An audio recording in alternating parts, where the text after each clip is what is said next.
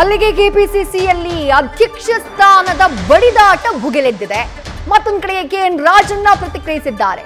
ಪೂರ್ಣ ಪ್ರಮಾಣದ ಅಧ್ಯಕ್ಷರಾದ್ರೆ ಇದೆಲ್ಲವೂ ಸರಿ ಹೋಗುತ್ತೆ, ಲೋಕಸಭೆವರೆಗೆ ಮಾತ್ರ ಡಿಕೆ ಶಿವಕುಮಾರ್ ಅಧ್ಯಕ್ಷರಾಗಿದ್ದಾರೆ ಅಂತ ಹೇಳಿ ವರಿಷ್ಠರೇ ಹೇಳಿದ್ರು. ಎಲೆಕ್ಷನ್ ಆಗ 6 ತಿಂಗಳಾಯ್ತಲ್ಲ, ಹೀಗಾಗಿ ಗೊಂದಲ ಆಗಿದೆ. ಡಿಕೆಶಿ ಡಿಕೆ ಸುರೇಶ್ ಯಾರು ಅಂತ ಅದು ಹೇಳಿಬಿಡ್ಲಿ ಅಂತ ಹೇಳಿ ಸಹಕಾರ ಸಚಿವ ಕೆಎನ್ ರಾಜಣ್ಣ ಹೇಳಿಕೆಯನ್ನ ಕೊಟ್ಟಿದ್ದಾರೆ. ಸತೀಶ್ ಜಾರಕಿಹೊಳಿ ಅಧ್ಯಕ್ಷರಾದ್ರೆ ನಾನ್ ಸ್ವಾಗತ ಮಾಡ್ತೀನಿ, ಅಧ್ಯಕ್ಷರಾದ್ರೆ ಸಂತೋಷ ಪಡೋದ್ರಲ್ಲಿ ನಾನು ಮೊದಲಿಗ ಅಂತ ಹೇಳಿ ಕೆಎನ್ ರಾಜಣ್ಣ ಉರಿಯೋ ಬೆಂಕಿಗೆ ಮತ್ತಷ್ಟು ತುಪ್ಪವನ್ನ ಸುರಿದಿದ್ದಾರೆ. ಸತೀಶ್ ಜಾರಕಿಹೊಳಿ ಅವರು ಕೂಡ ನಮ್ಮ ಪಕ್ಷದಲ್ಲಿ ಒಬ್ಬ ಹಿರಿಯ ನಾಯಕರು, ಕಾರ್ಯಾಧ್ಯಕ್ಷರು ಕೂಡ ಇದ್ದಾರೆ. ಹಾಗೂ ಅಲ್ಲಿ ಮುಂಬೈ ಕರ್ನಾಟಕದಲ್ಲಿ ಪ್ರಭಾವಿ ಮುಖಂಡರು ಕೂಡ ಇದ್ದಾರೆ. ಅವರು ಹೇಳಿರ್ತಕ್ಕಂಥ ಮಾತಲ್ಲಿ ತಪ್ಪು ಹುಡುಕ್ತಕ್ಕಂಥದ್ದಕ್ಕೆ ಹೋಗಬಾರ್ದು. ಯಾಕೆಂದ್ರೆ ಪೂರ್ಣ ಪ್ರಮಾಣದ ಅಧ್ಯಕ್ಷರು ಇದ್ರೆ ಪಕ್ಷಕ್ಕೆ ಹೆಚ್ಚು ಅನುಕೂಲ ಆಗ್ತದೆ. ಜೊತೆನಲ್ಲಿ ಈಗಾಗಲೇ ನಾವು ಜಿಲ್ಲಾ ಪಂಚಾಯತಿ, ತಾಲೂಕ್ ಪಂಚಾಯತಿ ಚುನಾವಣೆ ನಿರೀಕ್ಷೆನಲ್ಲಿದ್ದೇವೆ.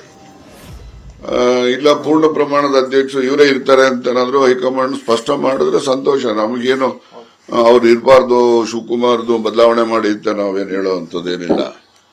ಆದ್ರೆ ಹೈಕಮಾಂಡ್ ನಲ್ಲಿ ಅವರು ಸ್ಪಷ್ಟವಾಗಿ ಅವರು ಹಿಂದೆ ಹೇಳಿದ್ರು ಏನಂತ, ಸಿದ್ದರಾಮಯ್ಯನವರು ಮುಖ್ಯಮಂತ್ರಿ ಇರ್ತಾರೆ, ಇವರು ಒಬ್ಬರೇ ಉಪಮುಖ್ಯಮಂತ್ರಿ ಇರ್ತಾರೆ, ಇವರು ಪಾರ್ಲಿಮೆಂಟ್ ಚುನಾವಣೆವರೆಗೂ ಇವರೇ ಅಧ್ಯಕ್ಷರಿರ್ತಾರೆ ಅಂತಕ್ಕಂಥದ್ದನ್ನ ಅವರೇ ಘೋಷಣೆ ಮಾಡಿದ್ದು. ಅದೇನು ಹೊಸದೇನು ಯಾರು ಹೇಳಿದ್ದಲ್ಲ.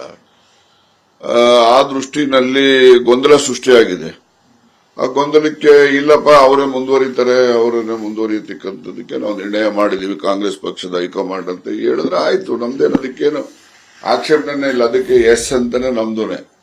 ಆದ್ರೆ ಅವರೇ ಹೇಳಿರೋದ್ರಿಂದ ಬದಲಾಗ್ತಾರೆ, ನಾವು ಪ್ರಯತ್ನ ಮಾಡೋಣ ಈ ರೀತಿ ಗೊಂದಲ ಇದೆ. ಈ ಗೊಂದಲಕ್ಕೆ ತೆರೆ ಎಳಿಬೇಕು ಅಂದ್ರೆ ಹೈಕಮಾಂಡ್ ಅವರೇ ಸ್ಪಷ್ಟ ಮಾಡ್ಬೇಕಷ್ಟೆ. ಸಿದ್ದರಾಮಯ್ಯ ಬಣದಿಂದ ನೇರವಾಗಿ ಡಿಕೆ ಶಿವಕುಮಾರ್ ವಿರುದ್ಧ ಆವತ್ತು ಹೈಕಮಾಂಡ್ ಹೇಳಿದ್ದಂತಹ ಮಾತನ್ನೇ ಅಸ್ತ್ರವಾಗಿ ಬಳಕೆ ಮಾಡಿಕೊಳ್ಳಲಾಗ್ತಾ ಇದೆ. ಸಿದ್ದರಾಮಯ್ಯ ಅವರನ್ನ ಮುಖ್ಯಮಂತ್ರಿಯಾಗಿ ಘೋಷಣೆ ಮಾಡಿದಂತಹ ಸಂದರ್ಭದಲ್ಲಿ, ಡಿಸಿಎಂ ಆಗಿ ಡಿಕೆ ಶಿವಕುಮಾರ್ ಅವರನ್ನ ಹೈಕಮಾಂಡ್ ಘೋಷಣೆ ಮಾಡಿದಂತಹ ಸಂದರ್ಭದಲ್ಲೇ ನ್ಯೂಸ್ ಫಸ್ಟ್ ನಿರ್ಭೀತಿಯಿಂದ ನಿಮ್ಮ ಪರವಾಗಿ.